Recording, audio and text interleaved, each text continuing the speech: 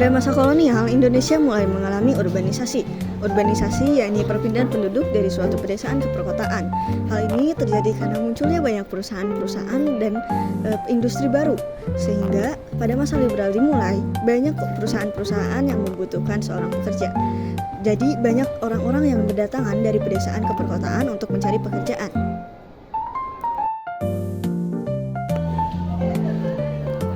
Pemerintah kolonial juga membangun berbagai layanan fasilitas seperti jalan raya, transportasi, sekolah, perumahan, dan layanan kesehatan. Hal ini membuat kota semakin nyaman dan mudah diakses, terutama bagi bangsa Eropa yang mulai berdatangan ke Hindia Belanda.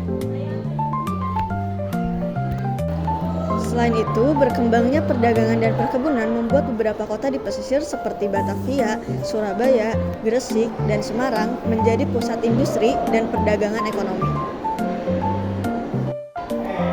Pada abad ke-20, banyak orang-orang Eropa yang mulai berdatangan dan menetap di Hindia Belanda.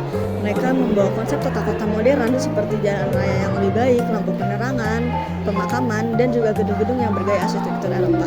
Dengan hal ini, kota-kota di Jawa menjadi berkembang pesat dan kehidupan masyarakat menjadi lebih dinamis.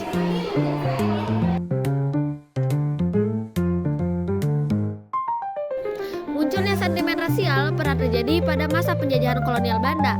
Bahkan masalah rasisme diatur oleh kebijakan yang dikeluarkan oleh pemerintah Belanda pada masa itu. Dengan sengaja, pemerintah Belanda membagi golongan tersebut berdasarkan ras.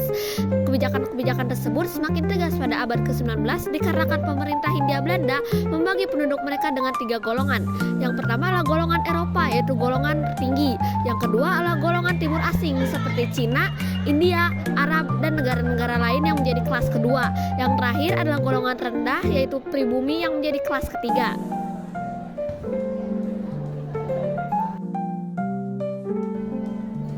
Hal tersebut tentu memunculkan perasaan sentimen rasial di kalangan para pribumi. Pada tanggal 13 Juli 1919, orang-orang Indo atau campuran Eropa pribumi atas prakarsa Karlsruhe membentuk Indo-Euro-Verbond atau IEV. IEV sendiri adalah orang-orang yang menuntut hidup mereka dipermudah dan melawan sikap rasisme dari Belanda Totok. Hidup mereka hanya separuh beruntung dikarenakan mereka tidak diterima oleh orang pribumi dan ditolak oleh Belanda Totok. Padahal kenyataannya mereka sendirilah yang rasis terhadap pribumi, menyebut pribumi sebagai inlander. Inlander sendiri adalah ungkapan kasar bagi pribumi dan menyamakan mereka sebagai udik atau bodoh.